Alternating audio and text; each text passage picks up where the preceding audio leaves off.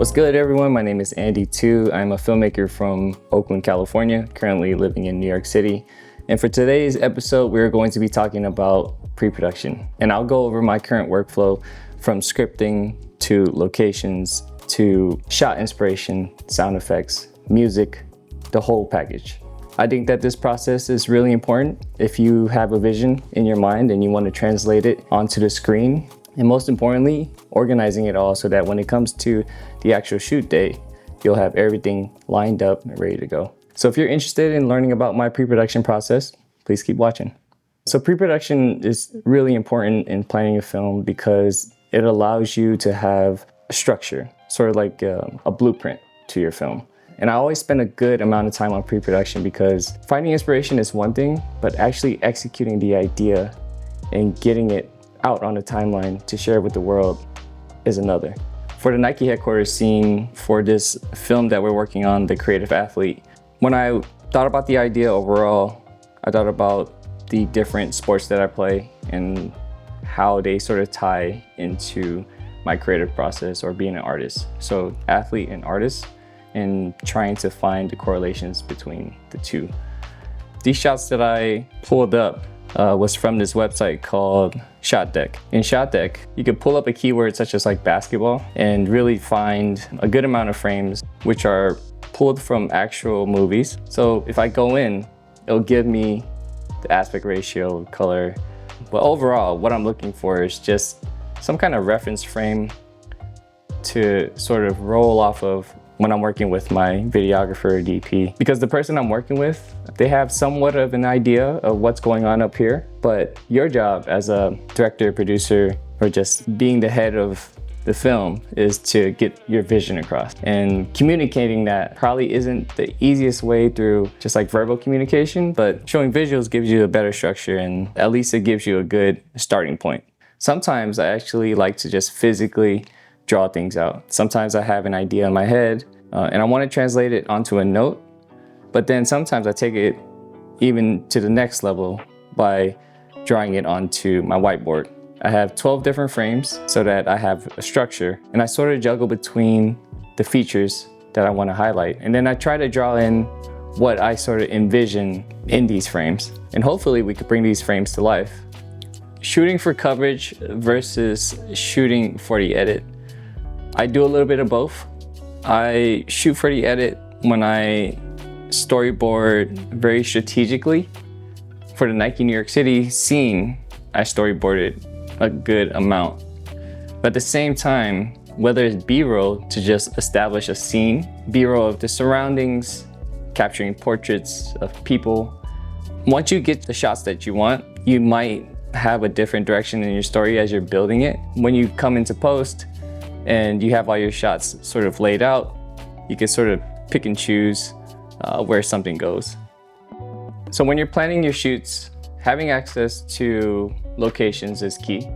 You think of places that you want to film at, but there's also that question of, can I film here? For me, in my experience, just establishing the relationship between you and the location, whether it be like a rooftop or a hotel, or for us, we went to the Nike headquarters. Pre-establishing that A, it's okay to film here, B, getting them to sign off on a location release form, just for the legal side to take care of both you and the opposite side.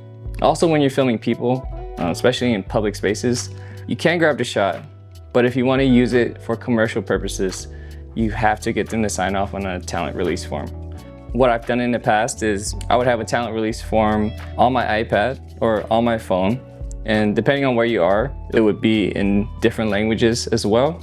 And you would need to communicate with the person that you just filmed in order to get their permission.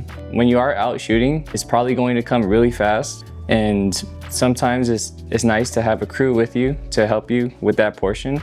But if it's just you on your own, then you have to make an effort to first establish a human connection, whether it be hello, how are you, where are you from? Even just making an extra effort to pull out the Translate app. And then if all the stars align, then you can ask sort of that final question of like, can I take your photo or can I grab a video of you? And letting them know where it's going to live. And if you could get them to sign off on it, then congratulations. You just secured yourself some talent. All right, let's talk a little bit about crew. And first and foremost, you are the production crew. You wear all the hats. But at the same time, you can outsource different crew members to help you in different ways. For us, in our scenario, filming at the Nike headquarters, I had one extra person with me, which was Chris, and he served as the DP because that's all I sort of needed. I was the sound guy. I also directed, and I also was talent. And I casted 2 of my friends to be talent as well. This is a very case-by-case scenario. Obviously, you can hire a separate sound guy depending on what your film needs. And at the top of the food chain is my producer, co-producer as well, Jaylyn, who is my fiance. And we've been creating work together forever. She's really great at the logistics, handling the locations, handling the relationship between us and the client, and really just keeping my life in order and organized. When we go down the line, there are times when I do film myself, so I would hire myself as a DP. And you can also hire PAs to just help you on set. And PAs just translates to production assistants. And they could help you with almost every request that you have. It's always good to just have extra people with you as you're out filming, wherever you are. Then once everything is shot, we get to post-production, which I have complete hands on. I edit probably 99% of my work that you guys probably see on the internet. And there are times when I would slide things over to an assistant editor to give me sort of the first cuts or just dailies so that we can review and go over footage.